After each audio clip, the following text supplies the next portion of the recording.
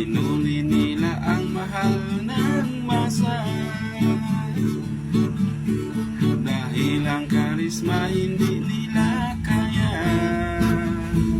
Mahal ng OFW, grabe ang respeto, di tulad nila binubula ng mga tao.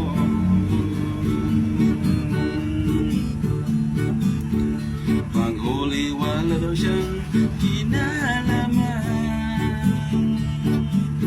ang sabi niya sa sangkatauhan. Pero binusto siya, Secretary Rimulya, ang nagplano pala